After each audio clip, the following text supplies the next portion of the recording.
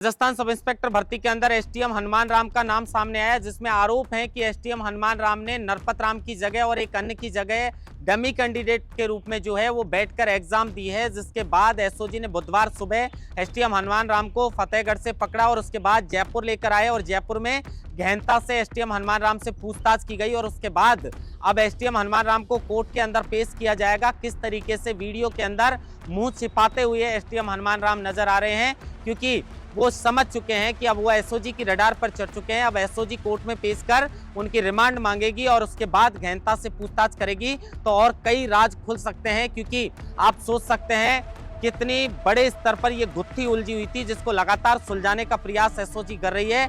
STM जैसे RS में चयन होकर एसटीएम जिनको पद मिलता है और उसके बाद वो किसी की जगह डेमी कैंडिडेट के रूप में बैठकर एग्जाम देते हैं। बड़ी विडंबना है कि किस तरीके से कांग्रेस सरकार के अंदर भर्तियों में फर्जीवाड़ा देखने को मिला है, जिसकी गुत्थी आप धीरे धीरे एसओजी सुलझाने का काम कर रही है। एसटीएम हनुमान राम जो है वो बाड़मेर के रहने वाले हैं।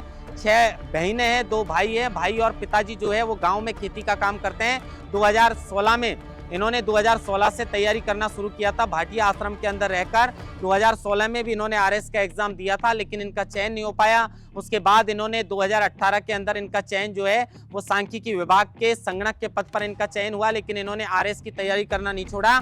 और 2021 के अंदर जब इन्होंने आरएस का एग्जाम दिया, 2021 के आरएस में इनका चयन भी हुआ, लेकिन उसी 2021 की सब इंस्पेक्टर भर्ती के अंदर जो है इन्होंने डमी कैंडिडेट बनकर दूसरे की जगह परीक्षा दी थी और उसी आरोप में हिरासत में लिया गया है।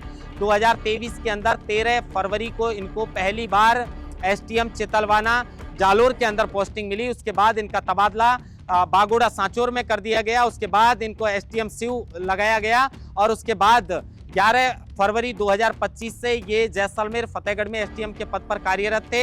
हाल ही में एसओजी ने जो है वो नरपत राम और इंदिरा को हरकू, जो एसओजी की रडार पर 1 वर्ष पहले आई थी और जो हरकू है वो सब इंस्पेक्टर बन गई थी और हरकू से पूछताछ की गई तो नाम सामने आया कि हरकू खुद की जगह परीक्षा दी नहीं, जबकि उसकी जगह इंदिरा ने परीक्षा दी थी। जब हरकू के कहने पर इंदिरा और नरपत राम को पकड़ा गया। नरपत राम को गोवा में एक वाइन शॉप से जो है ऑपरेशन तर्पण के तहत पकड़ा, तो वहीं जो उनकी पत्नी थी इंदिरा 27 वर्षीय, उनको जोधपुर से हिरासत में लिया गया। फिर दोनों को जो है वो साइक्लोनर टीम ने जो है वो एसओजी को हवाला कर दिया और एसओजी लगातार पुलिस कस्टडी में उनसे पूछताछ कर रही थी। तो ये बड़ा खुलासा नरपत राम की ओर से किया गया है कि नरपत राम ने जो है वो सब इंस्पेक्टर का पेपर दिया था, पेपर पास भी हो गया था, मेरिट में उनका चयन नहीं हो पाया था, लेकिन जब उनसे पूछताछ की गई तो उन्होंने एसटीएम हनुमान राम का नाम लिया कि एसटीएम हनुमान राम जो है उन्होंने उसकी जगह डमी बनकर एग्जाम दी थी। उसके बाद एसओजी जो है वो तत्काल प्रभाव से सीधा जैसलमेर के फतेहगढ़ पहुंचती है और सुबह 4 बजे, बुधवार के सुबह 4 बजे एसटीएम हनुमान राम को उठाकर सीधा एसओजी के दफ्तर में लाती है, पूछताछ करती है और पूछताछ करने के बाद अब कोर्ट में पेश किया जाएगा और उसके बाद इनकी रिमांड मांगी जाएगी। और रिमांड के बाद क्या क्या खुलासे जो हैं वो ये मुंह छुपाने वाले एसटीएम साहब करते हैं। बड़ी विडंबना है कि एसटीएम साहब जो हैं वो मोटिवेशन स्पीच भी दिया करते थे बच्चों को और सफर बताया करते थे कि किस तरीके से मेरा सफर रहा है, किस तरीके से आप सक्सेस हो सकते हैं, मोटिवेशन किया करते थे बच्चों को। और लेकिन आप सोच सकते हैं कि वही आदमी जो एसटीएम बनने के बाद डमी कैंडिडेट के रूप में परीक्षा देता है, तो ये बड़ी विडंबना है। जिस तरीके से कैबिनेट मंत्री किरोड़ी लाल मीणा ने आरोप लगाए थे कि इस भर्ती के अंदर एसओजी सिर्फ सब इंस्पेक्टर की भर्ती के अंदर नहीं बल्कि विगत 10-15 वर्षों के अंदर जो भी भर्तियां हुई हैं उसमें तमाम भर्तियों के अंदर जो भ्रष्टाचार हुआ है, चाहे वो डमी बेटा हो, चाहे उसने ब्लूटूथ से नकल की हो, चाहे पेपर लेकर जो है वो फर्जी नौकरी लगी हो, सबको रडार पर ले रखा है एक एक करके।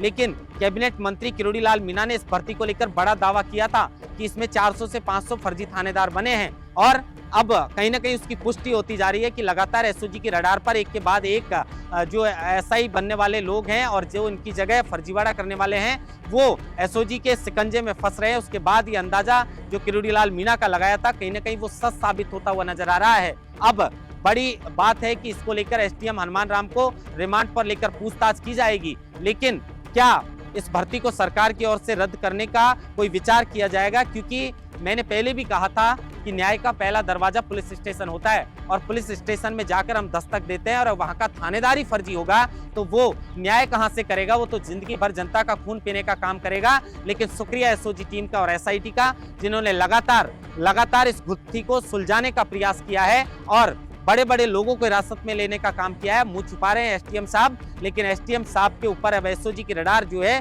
वो आ चुकी है और अगर आरोप साबित होते हैं तो कहीं ना कहीं इनकी मुश्किलें जरूर बढ़ सकती है। महेंद्र वासुका, लोकमत हिंदी, जयपुर।